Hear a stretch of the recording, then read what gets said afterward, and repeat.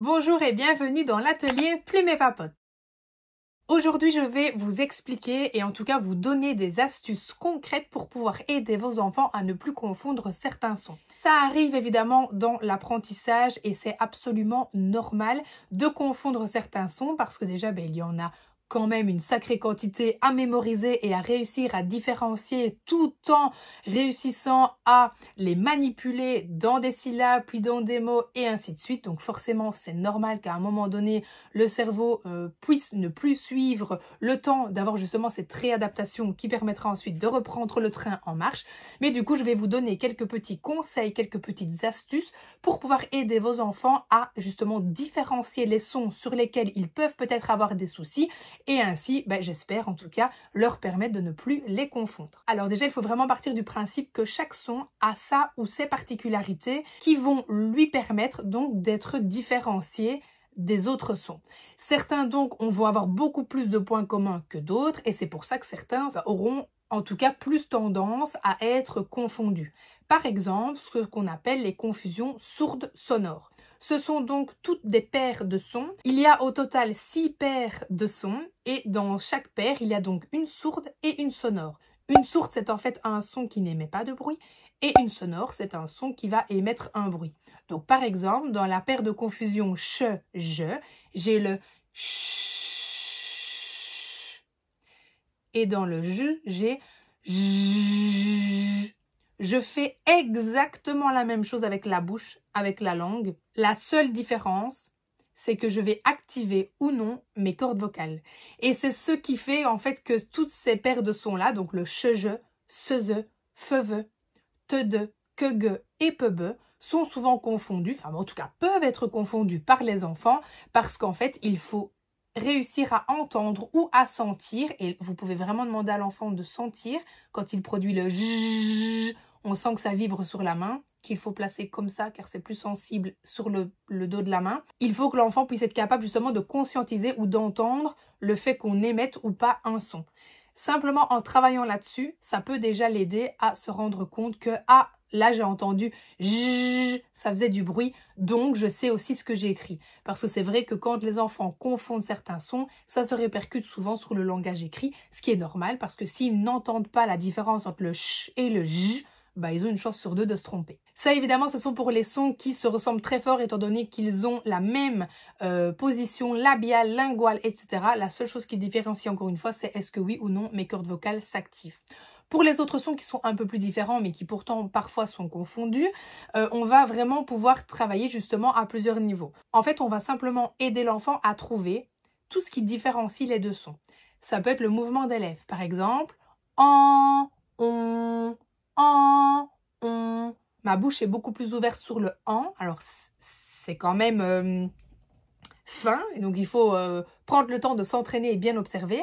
Et elle est plus ronde. On sent que les lèvres se contractent sur le on. Et là, ce que je vous conseille vraiment et vivement, c'est d'utiliser un miroir et de demander à votre enfant de produire les sons pour observer de lui-même le mouvement de ses lèvres et pouvoir effectivement se rendre compte qu'il ne fait pas la même chose, ou en tout cas qu'entre les deux, il y a un mouvement, donc ça bouge, donc c'est pas la même chose. Et petit à petit, il pourra conscientiser, même sans le faire, ah oui, le on, j'ai contracté ma bouche, j'ai senti. Et là, c'est important aussi de demander à l'enfant d'exagérer l'articulation pour vraiment qu'il puisse le sentir.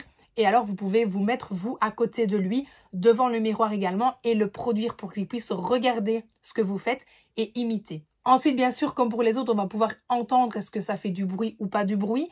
Est-ce que le bruit est identique ou différent? Il sera à chaque fois différent, on est d'accord, mais parfois les enfants n'entendent pas assez bien la différence entre deux sons, ce qui arrive.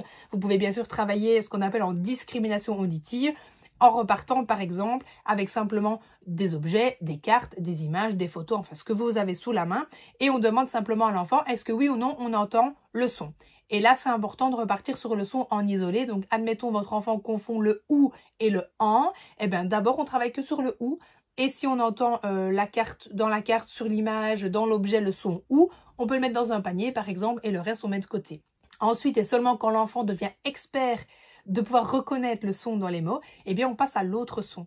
Et seulement quand il devient expert également de l'autre son, à ce moment-là, on peut mettre les deux et on trie. J'entends en, j'entends ou, et on trie comme ça. Et ça fonctionne avec n'importe quel son, évidemment, et n'importe quelle confusion. Mais avant ça, c'est important que l'enfant puisse comprendre et visualiser justement la différence entre les deux sons, que ce soit auditivement, visuellement parlant, avec la vibration ou sans la vibration. Et également, si nécessaire, vous pouvez même chez les tout petits mettre le mot écrit, en tout cas le son écrit, pour qu'il puisse avoir un visuel qui peut aussi l'aider. Ça m'arrive très fréquemment avec des tout petits d'appuyer avec le visuel et en fait d'avoir un visuel marqué du son. Même s'ils ne savent pas lire, ils ne voient pas la même chose et donc ils vont vraiment pouvoir comprendre que, ah oui, c'était pas les mêmes sons, je dois pas dire la même chose ou bien je dois pas entendre la même chose et donc ils se concentrent plus. Voilà, ça peut aider. C'est quelque chose à tester en tout cas, ça ne coûte rien et ça ne fera pas de mal de le tester si jamais vous en avez besoin. Donc voilà, si je résume, à part pour les confusions sourdes sonores où il n'y a que l'activation ou l'arrêt de la vibration des cordes vocales qui va être la différence entre les deux, donc qui est plus compliqué, pour les autres, vous allez pouvoir entendre, regarder, sentir et ou appuyer avec l'écrit. Bien sûr, attention, il y a certains sons qui parfois sont confondus par les enfants justement à cause du visuel, comme par exemple le OU et le ON, à cause du U et du N qui peuvent être confondus, évidemment, visuellement parlant. Ça, c'est un autre travail à réaliser, mais je vous transfère justement et réoriente vers la vidéo où j'ai parlé des confusions bede, peke, puisque ça fonctionne pour toutes les confusions visuelles, évidemment. Vous pouvez repartir de ce petit travail-là et mettre en place les petits exercices que je vous donnais. Bref, voilà donc pour cette vidéo qui, j'espère sincèrement, vous plaira et en tout cas vous aidera. Sachez que les astuces et les conseils que je donne sont et viennent de ma propre expertise. Je ne dis pas que tout fonctionne avec tout le monde. Je vous donne juste des conseils à mettre en place si vraiment vous êtes démunis ou que vous n'avez pas de rendez-vous chez un professionnel, que vous n'arrivez pas à en trouver, etc. Eh bien voilà, vous pouvez tester ça. Si ça fonctionne, j'en serai hyper contente. Si ça ne fonctionne pas, eh bien ce n'est pas grave, mais vous aurez eu le mérite d'essayer. Donc voilà, ce que je partage n'est pas une réalité absolue. Je n'ai pas la science infuse non plus, je préfère le préciser. Ce sont vraiment des aides que je me permets de vous partager pour vous aider si vous en avez besoin. Voilà donc pour cette vidéo, j'espère qu'elle vous plaira et je vous retrouve très vite pour une nouvelle vidéo.